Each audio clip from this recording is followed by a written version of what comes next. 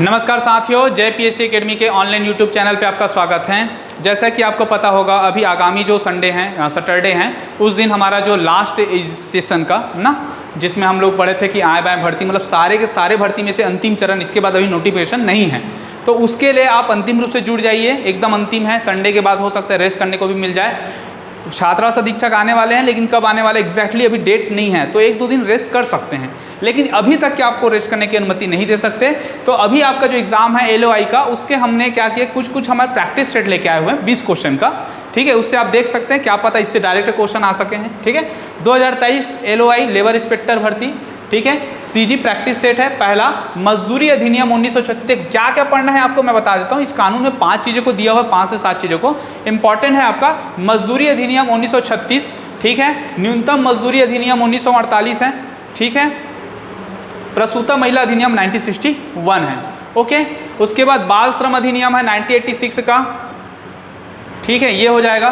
भारतीय संविधान में क्या क्या बताया गया है वो दिया गया है। छत्तीसगढ़ में श्रम कानून के लिए कौन कौन सी योजना चल रही है वो आप देख लेंगे। थोड़ा से आप महिला संबंधी जो हमारे ये हैं, खासतौर पर प्रसूता अधिनियम पे, वो आप चेक कर लेंगे, तो आपको मोटा मोटा क्वेश्चन आप लगा सकते हैं, ठीक है। 15 क्वेश्चन आने वाले हैं, ज़्यादा क्वेश्चन नहीं है, लेकिन ये 15 क्वेश्चन में भी आप 10 क्वेश्चन लगा सकते हैं, क्योंकि कानून में जनरली धारा या तो फैक्ट पूछता है, ठीक है। दो ही चीज़ देखना है, कभी भी धारा आप पढ़ रहे हैं, ठीक है। जैसे कि हम लोग मेंस देते हैं, मेंस में आपको मिलेगा, कोई अलग से एग्जाम दे रहा है, रेवेन्यू कोड देख रहे हैं, LRC देख रहे हैं, या ये देख रहे हैं, या फिर मानव संसाधन विकास देख रहे हैं, SI में भी मानव संसाधन डाला था, ठीक है, मानव अधिकार अधिनियम। तो वहाँ पे आपको क्या देखना, दो चीज़ें पूछता है एक पे में। क्या पूछ सकता है, एक तो आपका ना पूछ सकता है कि धारा नंबर कौन से में बताया गया है। अगर आपने आज चालू किया तो बिल्कुल मत पढ़िएगा, क्योंकि आप याद नहीं कर पाएंगे। हाँ, पंचायती राज के जैसे धारा पढ़ते हैं वैसे। दूसरा आपको फैक्ट पूछता है, 3 महीना, 4 महीना, 5000, 6000, 7000, डेट, ऐसे वाला फैक्ट पूछता है इसमें, ठीक है। और तीसरा आपका क्या करेगा कि कोडिंग करके दे देगा, उस कोड में से आपको क्या करना है, सही चीज़ को लेना है। और एक होता है उद्देश्य को पूछता है, उद्देश्य से क्या प्रभाव पड़ता है, तो वो आपका एक वाइड अप्रोच लेके चलना रहता है, ये उसका धारक होता है। एकदम स्पष्ट बता रहे हैं, ठीक है, ज़्यादा टाइम नहीं लेंगे, ठीक है। देखिए यहीं से ये आप याद करिए, मजदूरी अधिनियम 1936, न्यूनतम मजदूरी अधिनियम 1948, ठीक है। प्रसूता महिला अधिनियम जो ये कानून है 1961 पे, बाल श्रम का 1986 में आया था, बाद में ये 2016 में अलग से अमेंडमेंट हुआ था ये, ठीक है। चलिए आगे चलते हैं। सबसे पहले हम लोग देखते हैं, ठीक है। देखिए आज का जो पहला क्वेश्चन है वो क्वेश्चन है कि हमारे जो श्रम संबंधी जो औद्योगिक विकास था ना, औद्योगिक जो हमारा कानून बना हुआ है कारखाना अधिनियम, उसका विकास कैसे हुआ। तो इसका विकास जो था वो क्या था, हम लेक्चर देंगे नहीं, लेकिन कुछ बता देता हूँ। औद्योगिक क्रांति से इसका शुरुआत हुआ था। औद्योगिक क्रांति की जो शुरुआत एकदम टॉप लेवल पे 1850 के आसपास आया था, लेकिन इसके जो शुरुआती चरण थे वो आपको 1800 के आसपास देखने को मिलेंगे, ठीक है। इस वजह से ये क्वेश्चन पूछा गया है कि ब्रिटिश हेल्थ और मोरल्स ऑफ ऑपरेटिंग, क्या लिखेंगे, मोरल्स ऑफ अप्रेंटिस, ठीक। अप्रेंटिस एक्ट कब लाया गया था। अप्रेंटिस एक्ट क्या होता है कि अब जब कोई इंडस्ट्री में काम करते हैं, जैसे कि आप क्या करते हैं, ITI का कोर्स करते हैं, ITI के बाद कई बार जो हमारा BSP है वो अप्रेंटिस के लिए पोस्ट निकालता है कि आप हमारे यहाँ काम करिए, आप सीखिए करके। और वो जो अब प्रशिक्षण मिलता है अप्रेंटिस का, उसमें कुछ सैलरी दे भी जाती हैं। सैलरी मिलने के बाद आपको एज एक्सपीरियंस सर्टिफिकेट के रूप में आपको सर्टिफिकेट दिया जाता है, और आप बाद में जब एग्जाम होगा तो उसमें आप क्या कर सकते हैं, कुछ नंबर दिया जाता है अप्रेंटिस के लिए। या तो आप कहीं और जब प्राइवेट सेक्टर में जाएंगे तो आपको बोनस अंक दिया जाता है कि हाँ आपने काम किया है, प्रायोरिटी दिया जाता है। तो ये अप्रेंटिस एक्ट जो था पहली बार हेल्थ एंड मोरल्स को लाया था, ये आया था 1802 में, ठीक है। तो 1802 आप याद रखेंगे, ठीक। बहुत ज़्यादा लंबा लेक्चर नहीं देंगे, हम आपको डायरेक्ट क्वेश्चन पे क्वेश्चन ले जाते हैं, ठीक है, ओके। दूसरा क्वेश्चन अगर हम लोग देखें, इसमें दिखा गया भारत में प्रथम कारखाना अधिनियम कब लागू हुआ।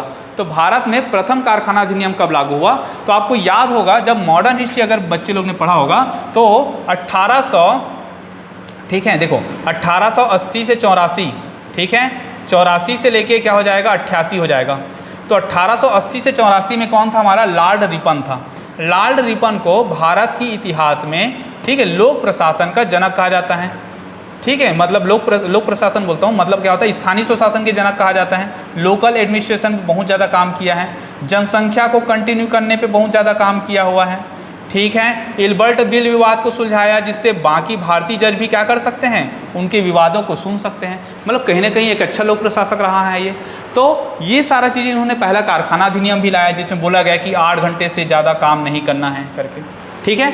बच्चों को प्रतिषेध भी किया गया पहली बार। इससे पहले क्या होता था कि मानव को मानव ही नहीं समझा जाता था, उनसे बहुत ज़्यादा काम कराया जाता थे, बच्चे महिलाओं के लिए शोषण किया जाता था।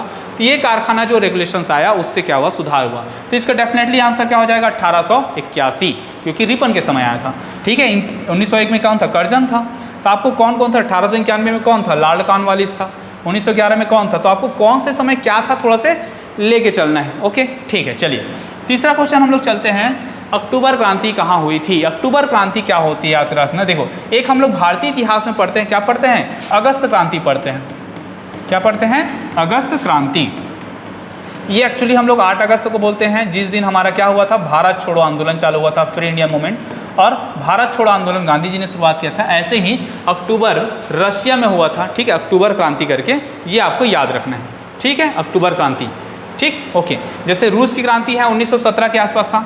रूस की क्रांति 1917 इसे क्वेश्चन आता है क्योंकि रूस में पहली बार समाजवादी अवधारणा आई थी। क्या आई थी, समाजवादी अवधारणा।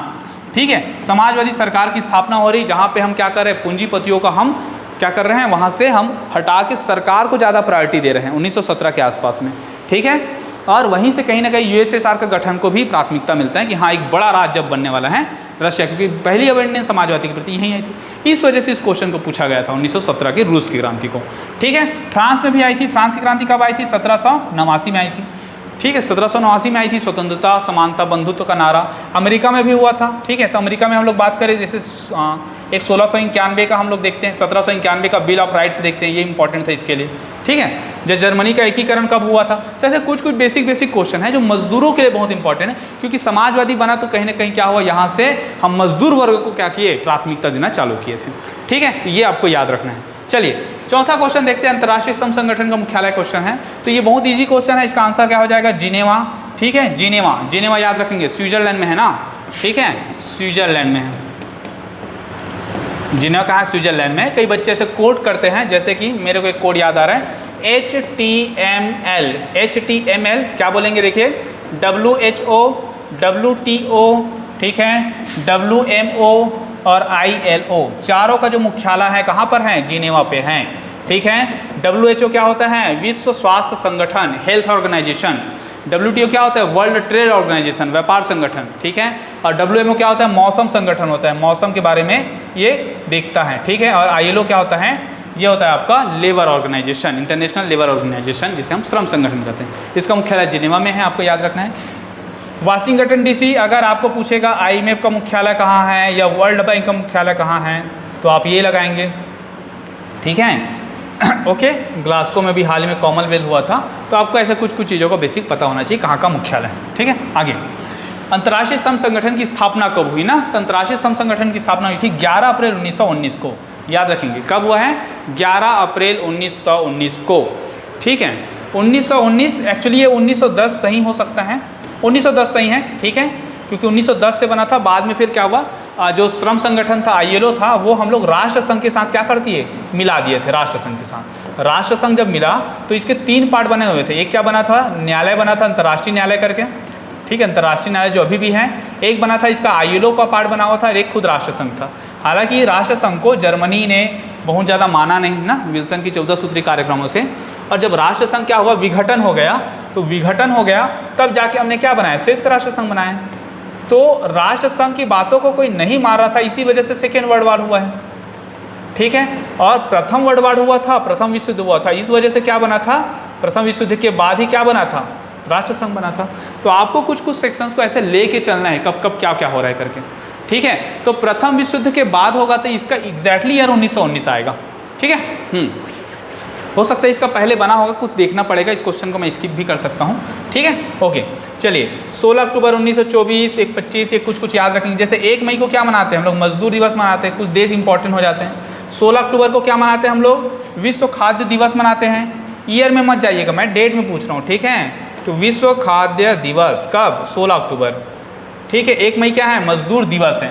1 मई क्या है, मजदूर दिवस है। ठीक है, ओके। चलिए आगे चलते हैं। अंतर्राष्ट्रीय श्रम संगठन संयुक्त राष्ट्र संघ का विशिष्ट अभिकरण कब बना। ठीक है, तो ILO जो था, ये जो ILO था वो संयुक्त राष्ट्र संघ के साथ कब जुड़ा बोल रहे हैं। ठीक है, तो मैं बताया क्या था कि पहले ये राष्ट्र संघ के साथ जुड़ा हुआ था, राष्ट्र संघ, लेकिन विघटन कब हो गया, ये हुआ सेकेंड वर्ल्ड वार के पहले, इसको कोई मान नहीं रहा था, ठीक है। मतलब ये क्या हुआ 1939 के पहले हो गया होगा। तो उसके बाद क्या बना हमारा, संयुक्त राष्ट्र संघ बना। तो संयुक्त राष्ट्र संघ बना तभी तो आईएलओ जुड़ेगा ना।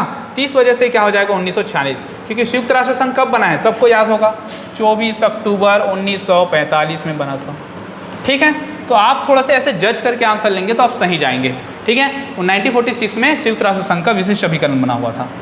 उसके बाद आता है उपादान संदाय अधिनियम कब लागू हुआ। उपादान संदाय अधिनियम मतलब एक्चुअली इंसेंटिव एक्ट बनता है कि कितना इंसेंटिव बनता है करके, तो उसके लिए है थोड़ा सा फैक्टर को याद करेंगे, 1972 में बना हुआ था, ठीक है, उपादान संदाय।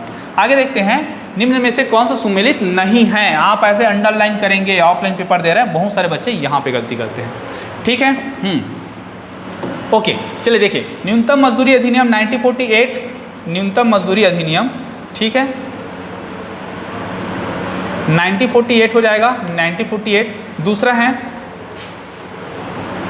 दूसरा है मातृत्व लाभ अधिनियम 1961, ये भी पढ़ा चुके हैं, बताए हैं। बोनस अधिनियम एक्ट 1971 और चौथा ट्रेड यूनियन अधिनियम 1926 है। सारे फैक्ट सही हैं। यहाँ पे बोनस एक्ट गलत है, एक्चुअली ये 65 में आया था, ठीक है। बोनस एक्ट कि बोनस कितना दिया जाएगा, कब कब बोनस दिया जाएगा, बोनस में कितना प्रतिशत हो सकता है शामिल, और कौन से जो जैसे न्यूनतम वेतन अधिनियम है, तो न्यूनतम वेतन अधिनियम हो उसमें बोनस को शामिल नहीं करेंगे ना। कोई आदमी ये नहीं बोल सकता कि मेरे सैलरी में बोनस इतना % दिए हो, मेरे को इतना % चाहिए। तो ये कुछ चीज़ें हैं, जो दिवाली बोनस होता है, कुछ अलग बोनस है। ये बोनस का जो एक्ट है वो 1965 में आया था, तो 71 गलत हो जाएगा यहाँ से।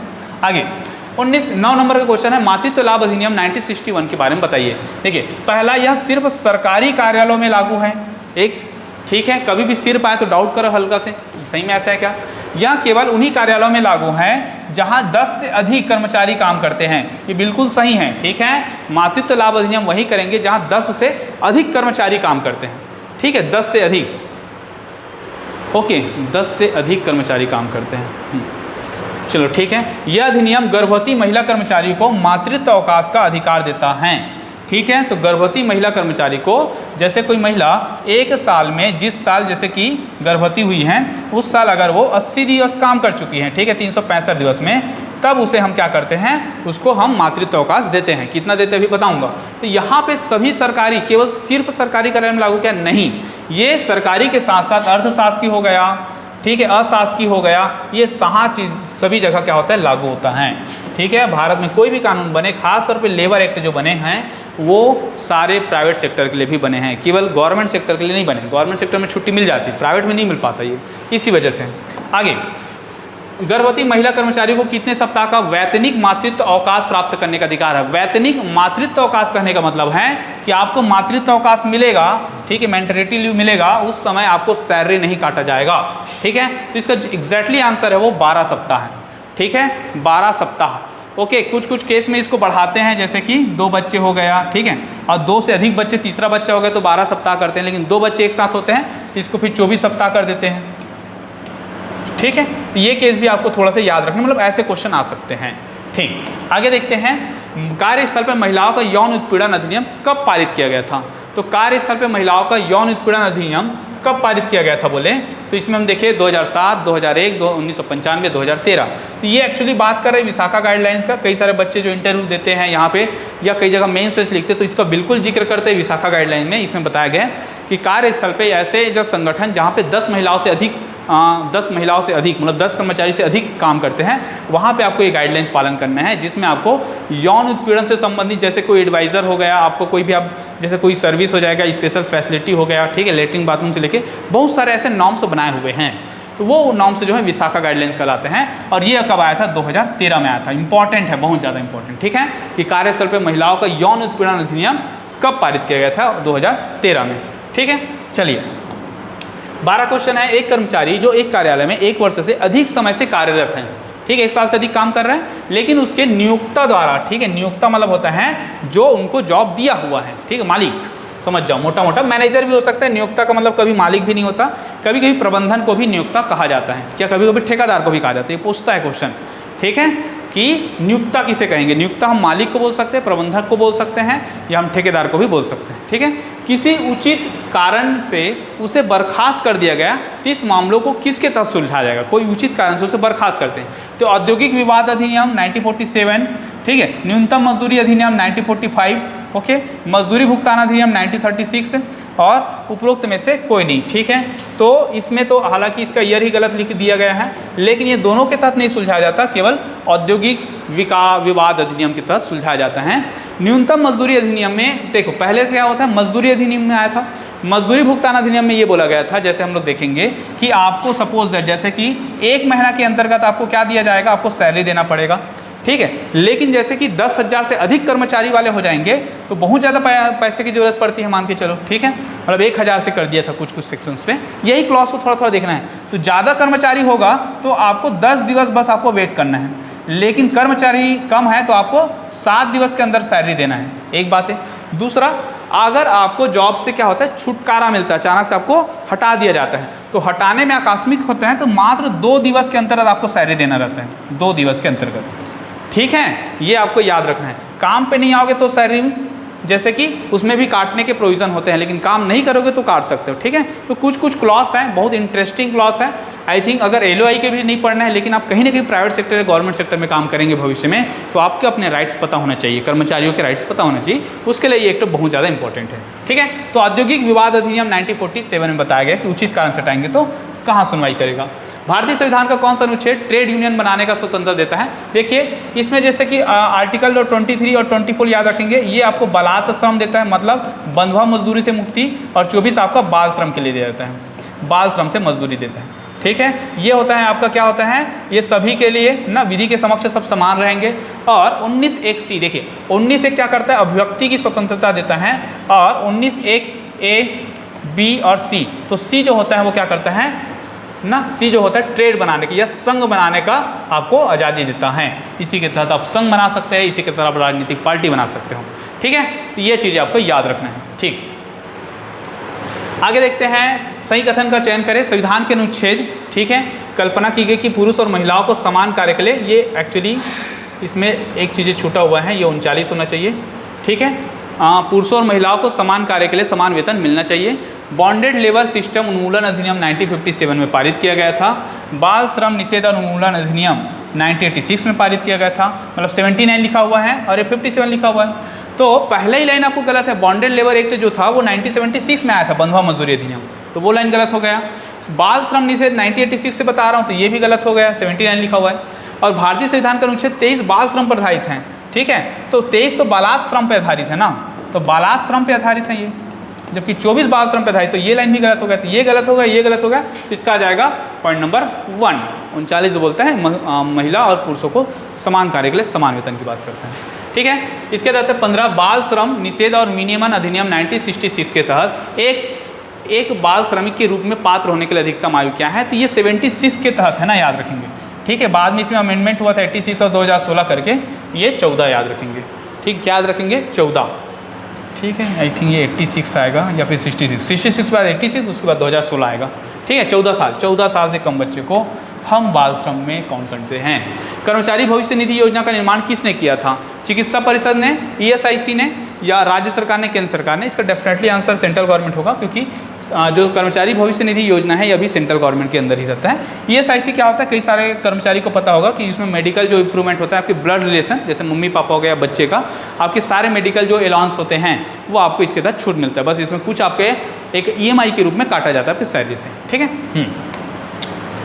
ट्रेड यूनियन अधिनियम 1926, ठीक है, निम्नलिखित पर लागू होता है। केवल पंजीकृत ट्रेड यूनियन, केवल अपनी ट्रेड यूनियन, या दोनों पे? तो इसमें दोनों लागू होता है। ट्रेड यूनियन जो होता है, ठीक, मजदूर संघ का जो रहता है संघ बनाने का नियम, उसमें गवर्नमेंट और मतलब पंजीकृत, मतलब क्या होता है, देखिए पंजीकृत ट्रेड यूनियन का मतलब होता है जैसे कुछ सहकारी सोसाइटी अधिनियम 1860 काम करता है, कई जगह अलग अलग ईयर वाला काम करता है, वहाँ के तहत आप पंजीकृत करते हो अपने ट्रेड यूनियन को, ठीक है। जैसे कि मछुआ लोगों का ट्रेड हो जाएगा, किसी कर्मकार का हो जाएगा, ठीक है, किसी और किसी का हो जाता है। मंत्रालय में ही देखना आप लोग बहुत सारे ट्रेड यूनियन दिखते हैं, ये सारी चीज़ें दोनों आएगा, प्राइवेट भी आता है, गवर्नमेंट भी आता है। इसके बाद दिया हुआ है ऐसी कार्रवाई शुरू करने की तारीख से सुलह अधिकारी के लिए सुलह कार्रवाई पर एक रिपोर्ट प्रस्तुत करने की सीमा क्या है ना, मतलब कार्रवाई शुरू करने की तारीख से सुलह अधिकारी के लिए सुलह कार्रवाई पर एक रिपोर्ट प्रस्तुत करना होता है कि क्या क्या सुलह हुआ है। इसकी सीमा अवधि हो जाएगा आपका 14 दिन, ठीक है, 14 दिन रहेगा। आगे औद्योगिक संबंध विधान के अंतर्गत आता है तो व्यवसाय संघ अधिनियम, ठीक, 1929, औद्योगिक विवाद अधिनियम 1947 और औद्योगिक नियोजन स्थायी आदेश अधिनियम 1946।